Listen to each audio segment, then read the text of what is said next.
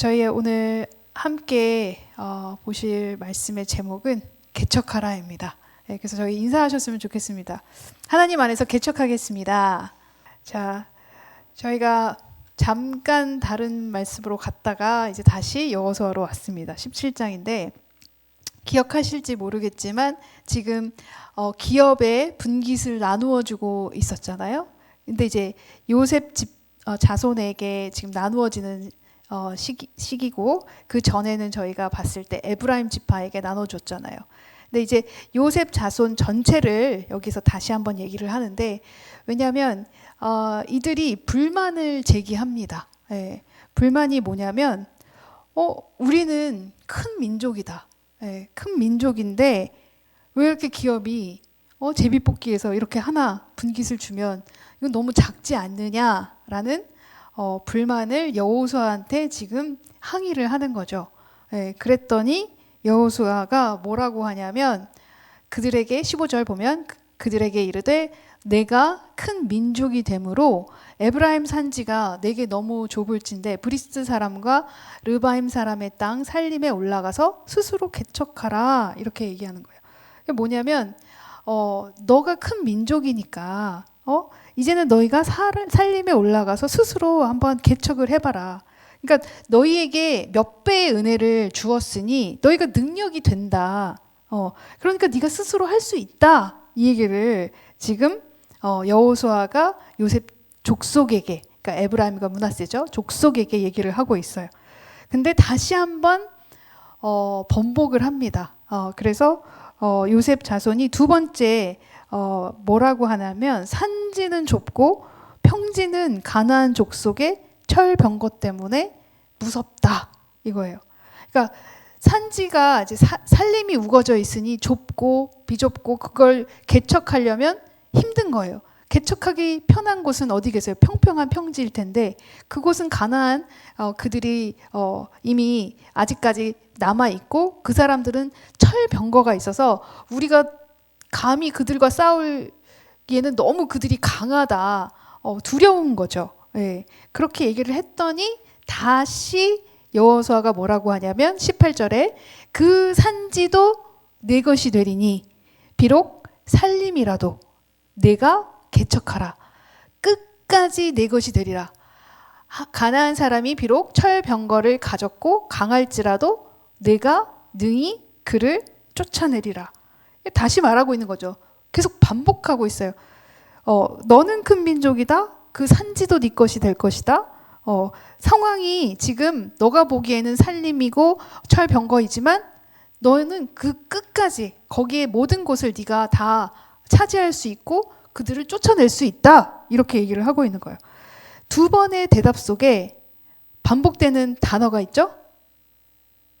줄을 쳐놨는데 개척하라. 예. 항상 저희가 본문에서 반복되는 단어는 중요합니까? 안 중요합니까? 중요하죠. 예. 그럼 이유를 찾아야 돼요. 왜 개척하라고 했을까? 예. 그리고 다른 지파에게는 개척하라는 단어를 쓰지 않은데 왜 이 지파에게만 개척하라고 했을까? 생각해 봤으면 좋겠습니다.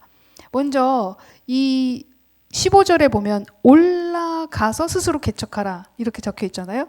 그러면 그건 그냥 단순히 그냥 올라가서 거기를 이제 개척하라는 그런 의미보다는 의지를 가지고, 이제는 의지를 너희가 좀 가지고 그 산으로 올라가서 전진하고 돌파하는 행위를 좀 보여라, 이런 의미가 담겨져 있는 것 같아요. 그러면 정확하게 개척하라는 이 단어가 히브리어로 바라라는 뜻인데 이게 무슨 의미일까 보면 창조하다라는 뜻이 있어요. 그러면 창조는 여러분 다 아시다시피 무에서 유를 만들어내는 게 창조예요. 그죠? 네. 그렇다면 여기 이 산림을 개척하라라는 의미는 여기가 지금 경작을 할 수 있는 곳이 아니잖아요. 그러면 제일 먼저 뭘 해야 될까요? 나무들이 잔뜩 있어요. 뭘 해야 될까요? 농사를 지으려면. 여러분 농사 짓는 분 계시잖아요. 고개를 그냥 끄덕이시면 알려달라고요. 김충근 집사님, 농사를 지어야 돼요. 네, 네. 먼저 나무를 잘라내고 돌도 끄집어내고 그 흙을 잘 갈아서 거기 안에 있는 모든 불필요한 것들을 꺼내서 그리고 심고 경작을 해야 되는 거잖아요. 아무것도 없는 상태인데 그것을 밭으로 만들려면 처음서부터 다 시작을 해야 되는 거예요.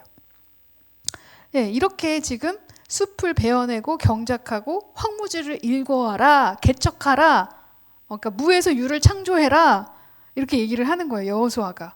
그러니까 눈앞에 장애물만 보지 말고 하나님의 약속을 붙들고 앞으로 나아가라 라고 지금 여호수아가 얘기하는 거예요. 근데 지금 요셉 족속을 우리가 뭐라고 할 수 있는 게 아니라 우리 역시 어떤 상황 속에 두려움이 가득한 철병거가 보이고 할 게 너무나 많은 그 살림을 보면 내가 이걸 할 수 있을까? 하나님이 나한테 약속하신 주신 땅이라고 하는데 왜 하나님은 이렇게 다 만들어서 주시지 않고 이렇게 나보고 처음부터 다 시작하라고 하실까? 이게 하나님이 주신 게 맞을까? 이 두려움 속에서 우리가 그냥 머뭇머뭇 기다리면서 하나님, 여호수아에게 요구하는 것처럼 하나님 좀 주세요. 왜 안 주세요? 더 주세요. 평평한 땅. 왜 우리 지금 사람이 많아요, 사람이. 이렇게 얘기하고 있는 거예요. 우리는 인원이 많으니 이 민족으로는 여기가 턱이 없이 부족합니다. 더 큰 곳이 필요합니다. 이렇게 우리가 요구하잖아요, 사실 솔직히. 하나님 이 상황 하나님이 저에게 주신 약속이라고 하는데 제가 보기에는 하나님이 이걸 주시면 안 돼요. 이거는 할 수 있는 곳이 아니에요. 이제 전쟁도 해야 되지. 다시 처음부터 이걸 다 개척하라고 하시면 이건 안주님만 못하지 않습니까? 제대로 된 거 주세요. 우리가 하나님께 항상 이렇게 요구합니다. 근데 하나님은 왜 그들에게 이러한 개척을 요구하실까? 하나님은 왜 우리에게 이렇게 힘든 길을 가라고 하실까? 좀 편안한 길 좀 가게 해주시면 안 될까? 이런 생각이 많이 듭니다. 근데 하나님은요 우리에게 뭐라고 하시냐면요 약속은 그냥 받는 게 아니라 믿음으로 취하는 거야 라고 알려주시는 거예요. 그냥 40년의 광야 생활처럼 물 주세요 하면 딱 물이 오고 떡 주세요 하면 떡이 오고 고기 주세요 하면 고기가 오는 게 신앙생활이 아니라 너희들이 내가 약속을 해주었으니 그 받은 것을 믿음으로 쟁취해라. 이제 네가 걸어 나아가라. 개척하라. 이렇게 얘기를 하신다는 거예요. 그들에게 뭐라고 하셨냐면 너희가 큰 민족이다. 그러니까 너희에게 은혜가 많았고 너희가 받은 것이 많다. 할 수 있다 이거예요. 근데 우리는 우리를 너무 과소평가해요. 여러분 과대평가하셔도 돼요. 왜요? 뒤에 누가 있어요. 누가 있어요? 이게 어려운 질문이에요. 뒤에 누가 있어요? 하나님이. 여러분 뒤에 하나님이 계시니까 여러분을 과대평가하셔도 되는 거예요. 하나님 저 할 수 없습니다가 아니라 하나님과 함께 전 할 수 있습니다. 하나님이 여러분에게 은혜를 많이 주셨다는 거예요. 근데 이들도 자신들이 가지고 있는 은혜가 큰지를 모르고 이걸 내가 어떻게 해요? 이걸 얘기하고 있는 거예요. 근데 여호수아가 뭐라고요? 너희 할 수 있다. 너희가 받은 은혜가 크다. 할 수 있으니까 이 산지를 준 것이다. 이 살림을 개척하라. 이렇게 얘기하신다는 거예요. 여러분 할 수 있어요? 없어요? 할 수 있습니다. 개척하실 수 있습니까? 없습니까? 개척할 수 있습니다. 네. 이렇게 뜨뜻미지근하면 갑자기 힘이 쫙 빠져서 어떻게 해야 하나 갑자기 앞이 캄캄해지고요. 이렇게 저도 앞이 캄캄해지지만 개척할 수 있습니다라고 믿고 선포하겠습니다. 네. 결국 그 불평하는 태도에 주어진 땅이 좁다고 하는데 여호수아는 할 수 있다, 개척하라 라고 얘기한다는 거예요. 결국 우리가 이걸 우리 삶에 적용해서 우리 역시 우리의 상황이, 우리의 관계가, 나의 물질적인 문제가, 나의 뭔가 지금 잘 안 풀리고 있는 것들을 하나님께서 나한테 지금 주셨고 내가 개척할 수 있기 때문에 주셨고 너가 할 수 있으니 이제 개척하고 나아가 봐라 라고 하신다는 거예요. 예, 우리 할 수 있다는 거예요. 왜냐하면 받은 게 많대요. 예, 여러분 무릇 많이 받은 자에게는 하나님께서요 많이 찾으신대요. 왜 이렇게 많이 받으셨어요? 은혜를 너무 많이 받으셨기 때문에, 여러분이 많이 받으셨기 때문에 많이 찾으신다는 거예요. 할 수 있는 걸 아신다는 거예요. 많이 맡겨진 자에게 많이 다시 달라고 하신다는 거예요. 너희 할 수 있어? 이제 해봐 라고 하신다는 거예요. 자, 그러면 도대체 요셉 족속이 뭘 그렇게 많이 받았을까? 여러분, 요셉 족속이 뭘 그렇게 많이 받았을까? 그걸 보려면은 우리가 창세기에 가면 답을 알 수 있습니다. 창세기 49장에 이제 야곱이 이제 그 지파들의 그 자손이죠. 자기의 자손들에게 이제 유언처럼 마지막 기도에 축복의 기도를 하는데, 그때 요셉 족속에, 그러니까 요셉에 대해서는 이러한 기도를 해주는 거예요. 축복을. 어떻게 써 있냐면, 요셉은 무성한 가지, 곧 샘 곁에 무성한 가지라 그 가지가 담을 넘었도다. 결국 이게 무슨 말이냐면, 요셉이 정말 파란만장한 삶을 살았잖아요. 근데 담이 넘었대요. 그리고 무성한 가지래요. 그러니까 그게 뭐냐면, 다시 말해서 그가 애굽으로 가서 거기에서 처음은 굉장히 어려움을 겪었지만 그로 인해서 담이 넘어갔다는 거예요. 애굽까지 진출이 된 것이고요. 하나님께서는 요셉을 통하여 그때 당시에 요셉의 이스라엘 백성 민족만이 아닌 애굽까지 먹여 살리는 놀라운 일을 요셉을 통해 하셨다는 거예요. 그러니까 그의 무성한 가지가 결국 제국의 총리가 되어서 민족뿐 아니라 한 시대를 먹여 살린 하나님께서 그렇게 쓰셨다는 거예요. 그 축복이 요셉 족속에게 있었다는 거예요. 자, 23절에 활 쏘는 자가 그를 학대하며 그를 쏘며 그를 군박하였으나 요셉의 활이 도리어 굳세며 그의 팔이 힘이 있으니 야곱의 전능자의 손을 힘입음이라 그로부터 이스라엘의 반석인 목자가 나도다.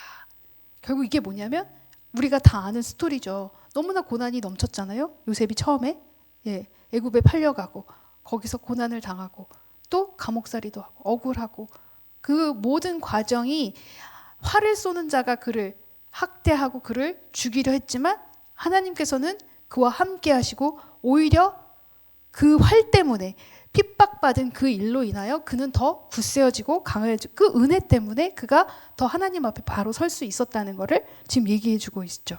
네. 결국 하나님께서는 이렇게 은혜를 요셉의 족속에게 주셨다는 얘기를 지금 야곱을 통해서 선포하고 있는 거예요. 그러면서 마지막에 뭐라고 하냐면, 야곱이 이런 기도를 해요.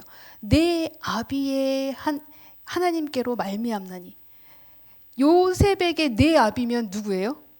야곱이잖아요. 그러니까 자기 스스로를 얘기하는 거예요. 내가 하나님께로 말미암니 그가 너를 도우실 것이요 전능자로 말미암니 그가 네게 복을 줄 것이라. 위로 하늘의 복과 아래로 원천의 복과 젖먹이는 복과 태의 복이로다. 자, 복이 넘치는 축복을 하고 있어요. 그러면서 26절에 내 아비의 축복이, 또 반복하죠. 야곱의 축복이 내 부여조의 너의 야곱의 선조의 축복보다 낫다고 얘기하는 거예요. 그러니까 이게 무슨 말이면, 다시 말해서 야곱이 스스로를 이렇게 얘기하는 거야. 내가 받은 축복이 아브라함이나 이삭에게 받은 축복이 보다 내가 하나님께 받은 축복이 더 크다, 이렇게 얘기를 하는 거예요. 근데 여러분, 실질적으로 물리적으로 봤을 때 아브라함의 축복과 이삭의 축복과 야곱의 축복을 비교했을 때 물리적으로 야곱의 축복이 그들의 축복보다 크지 않거든요. 물리적으로는.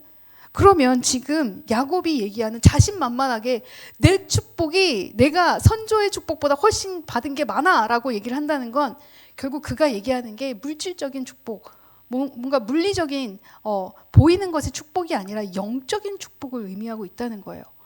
그러면 도대체 그가 무슨 축복을 받았지 하고 여러분 돌이켜보면 우리에게 떠오르는 거, 아우 야곱 고생 되게 많이 했는데 무슨 축복이지? 근데 지금 그 축복이 너에게도 갈 거야 요셉 족속에게 너에게도 갈 거야. 이렇게 얘기를 하는 거잖아요. 그럼 그가 한 건 고생밖에 없는데 야곱이 요셉에게 너도 그런 축복을 받을 거야. 그러면 너도 고생할 거야. 이게 축복의 기도가 아닌 뭔가 이게 뭐지? 라는 생각이 든단 말이에요. 근데 하나님께서 이들에게 이게 축복이라고 하신다는 거예요. 결국 이 모든 과정을 겪고 나서 야곱의 선언이 뭐였냐? 내가 이제 주님만으로 족하다. 그가 얼마나 탐하는 게 많았어요. 그죠? 그런데 이제 내가 주님만으로 족하다 하면서 내가 받은 이 축복, 은혜의 축복이 너에게도, 요셉 너에게도, 족속에게, 너의 자손들에게도 동일하게 임할 거야 라고 얘기하신다는 거예요. 그러면 우리가 하나님은 우리에게 축복을 주실 때 물리적인 축복, 그 다음에 영적인 축복, 그러니까 육적인 축복, 영적인 축복 다 주시기를 원하시는구나. 그걸 받을 자격이 되려면 우리가 하나님의 그 연단 속에서 하나님이 무엇을 우리에게 원하시는지 우리가 깨달아야 하는구나 라는 것을 우리가 알 수 있다는 거예요. 성경에 보면은요, 요셉에게 하나님께서 형통하다, 넌 진짜 형통한 아이야 하고 2번이나 얘기를 해주세요. 그럼 우리가 생각했을 때 물론 요셉이 처음에는 어려움이 있었지만 나중에 총리가 되고 막 멋진 가장 높은 거기 위치까지 도달하는 결과가 있으니 형통한 사람 맞지? 이렇게 생각할 수 있어요. 그죠? 그런데 여러분, 하나님께서 요셉에게 너 형통해! 라고 하셨을 때의 상황이 어디에 써 있냐면 창세기 39장 2절에 뭐라고 되어 있냐? 여호와께서 요셉과 함께 하심으로 그가 형통한 자가 되어. 근데 그 형통한 자가 언제인가 봤더니 그의 주인 애굽 사람의 집에 있으니 언제예요? 노예로, 보디발 집에 노예로 있을 때 형통한 자다. 이렇게 얘기를 해주신 거예요. 겉보기에 노예 집에 있는 게 형통해 보입니까, 여러분? 아니잖아요. 실패이고 노예 신분이고 전혀 형통해 보이지 않는데 하나님은 그에게 그 순간에 너가 형통한 자가 된다 라고 얘기를 하셨다는 거예요. 이게 비밀이에요, 여러분. 한 번 더 얘기하세요. 간수장은 그의 손에 맡긴 것을 무엇이든지 살펴보지 아니하였으니 이는 여호와께서 요셉과 함께 하심이라 여호와께서 그의 범사에 형통하게 하셨더라. 2번째 형통하다 했을 때는 어딘가 봤더니 감옥이에요.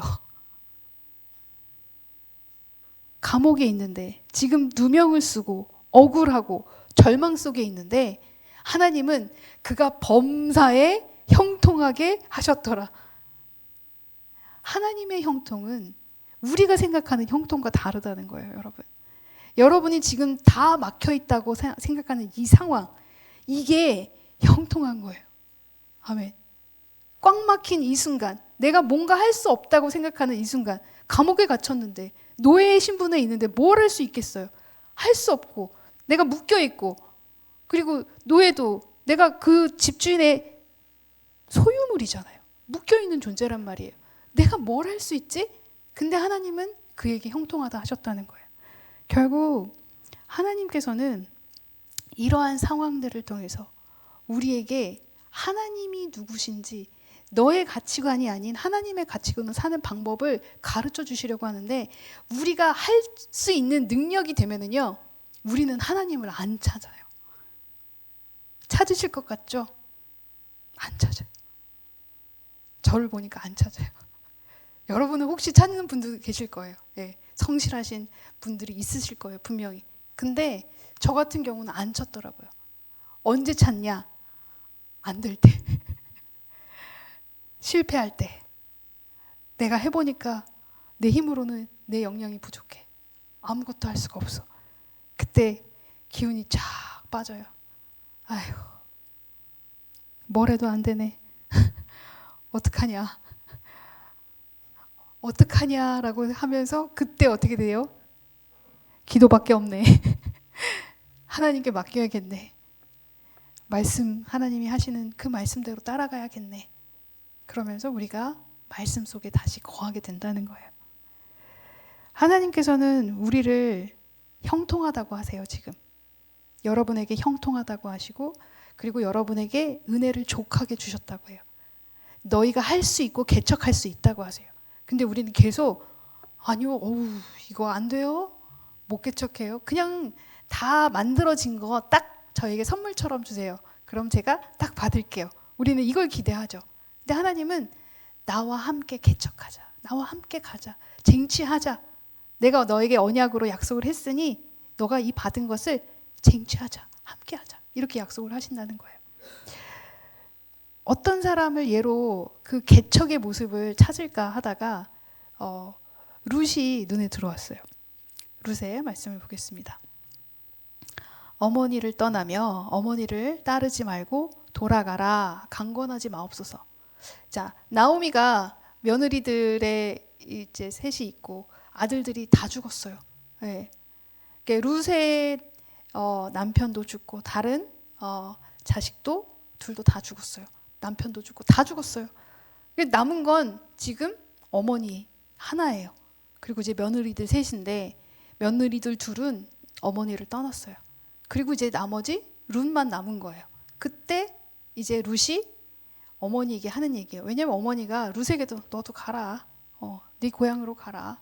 왜냐면 룻은 이방인이에요. 근데 이때 룻이 어머니에게 뭐라고 하냐면 어머니를 떠나며 어머니를 따르지 말고 돌아가라, 강권하지 마옵소서. 나를 가라고 하지 마세요. 어머니께서 가시는 곳에 나도 가고 어머니께서 머무시는 곳에 나도 머물겠나이다. 어머니의 백성이 나의 백성이 되고 어머니의 하나님이 나의 하나님이 됩니다. 이렇게 고백을 하는 거예요. 여러분, 개척이 우리가 생각했을 때 무에서 유를 창조하니까 뭔가 엄청난 거를 여러분이 생각하시고 두렵고 떨리고 내가 뭐부터 시작하는 게 개척이지? 이라는 생각을 하실 거예요. 왜냐하면 지금 여호수아가 그들에게 개척하라 했으니까 뭔가 큰 것을 시작해야 할 것 같고 두려운 마음이 앞선단 말이에요. 근데 개척하는 것은요, 사실 너무 큰 것이 아니라 결정하는 것부터 시작해요. 결정. 내가 이제 하나님이 머무시는 곳, 하나님의 눈이 거하는 그곳, 거기에 거하겠습니다. 결정하는 거예요. 내가 더 이상 여태까지의 내 방법이 아닌 하나님의 방법으로 이번에는 이제 나아가 보겠습니다. 결정하고 순종하는 거. 이게 1번이에요. 뭔가 엄청난 게 아니에요, 여러분. 네. 이 시작이 사실 근데 어려워요. 네. 왜냐하면 기존의 방법을 선택하지 않는다는 게 굉장히 우리에게 어려워요. 왜냐하면 그녀 역시 자신의 모압의 삶을 뒤로 하는 거예요. 정말 불확실한 미래를 지금 따라가야 하는 거예요. 자기 어머니에게는 고향이지만 자기에게는 타국이에요. 이방인이 사는 곳이에요. 자기에게는 아무도 아는 사람이 없어요. 어머니밖에 몰라요. 그리고 거기 가서 자기가 환대를 받을 수 있을까? 이방인인데 자기가 거기에선 또 자신이 이방인인데 그런 생각이 들었을 거예요. 혈연도 없어요. 어머니도 사실 혈연이 아니에요. 그죠? 혈연도 없어요. 문화도 달라요. 신분도 달라요. 안전이 보장되어 있지 않아요.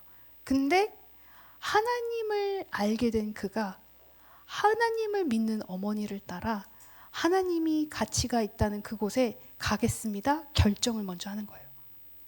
하나님, 나에게 어떠한 개척의 상황을 펼쳐놓으신지 잘 모르겠지만 내 결정의 첫 번째 버튼, 단추를 채우는 곳은 하나님이 거하는 곳을 채우겠습니다. 하나님의 시선이 어디에 있나요? 하나님이 저에게 어디를 가라고 하시는 건가요? 하나님이 제게 무엇을 멈추라고 하시는 건가요? 어떤 사람을 만나라고 하시는 건가요? 이 모든 선택이 하나님이 가치가 있다고 하는 곳에서부터 시작을 하시는 거예요.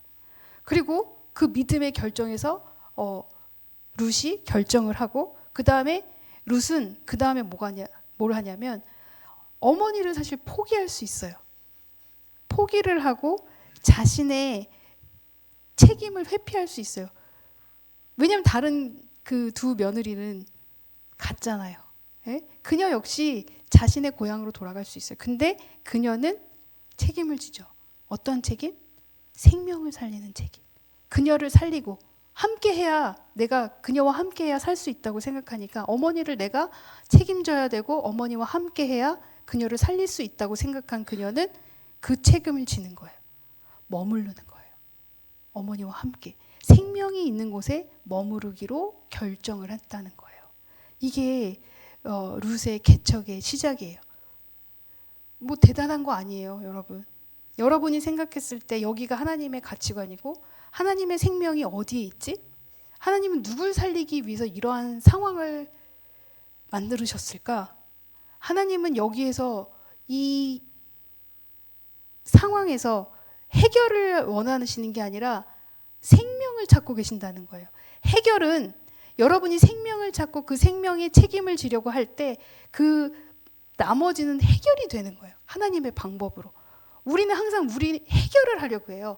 하나님 이 방법으로 해결을 할까요? 저 방법으로 해결할까요? 하나님 해결할 방법을 가르쳐 주세요 하고 우리는 항상 물어요. 근데 하나님은 아니, 그게 아니고 너의 처한 상황에서 너는 생명을 봐야지. 하나님이 누굴 살리려고 이 상황을 만드셨지? 하나님이 누굴 쳐다보라고 이 상황을 허락하셨지? 그 생명에 책임을 지고 우리가 기도를 하기 시작해야 된다는 거예요.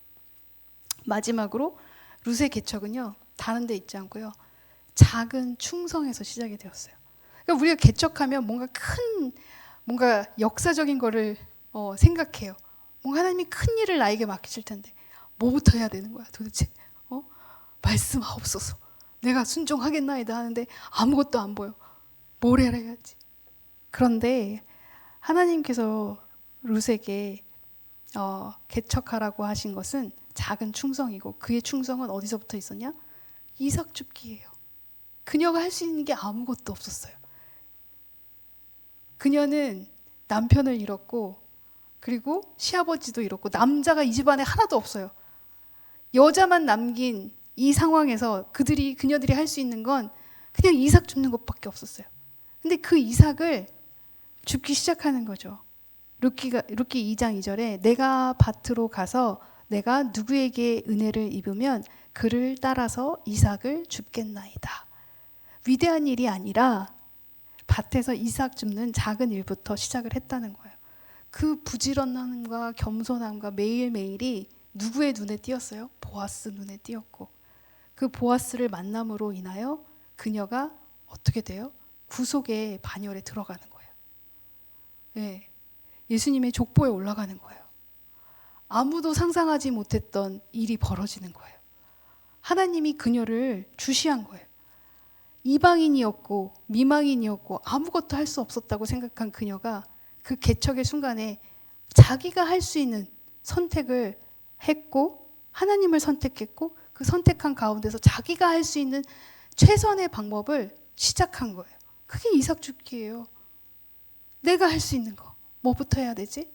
하나님이 저 영혼을 살리라고 해야 되는데 내가 뭘 할 수 있을까? 만날 수가 없어요? 그러면 기도부터 하시면 되고, 만나게 하시면 만나시면 되고, 뭔가 내가 대단한 말을 해줘야 될 것 같은데 안 하셔도 되고, 그냥 만나라고 하시면 만나고, 같이 밥 먹으라고 하면 밥 먹고, 하나님이 어떠한 상황 속에서 이 길을 보여주시면 거기에서 작은 것에부터 하나씩 하나씩 순종하시다 보면 결국 그게 보아스를 만나는 길이 열리고, 보아스의 눈에 들게 되고, 보아스와 결혼하게 되고, 그녀가 이방인이지만 하나님의 백성 안에 반열에 같이 그녀도 들어가게 된 놀라운 역사가 여기에 일어나게 됐다는 거예요. 은혜는요, 고난 속에서 주어진 하나님의 임재예요.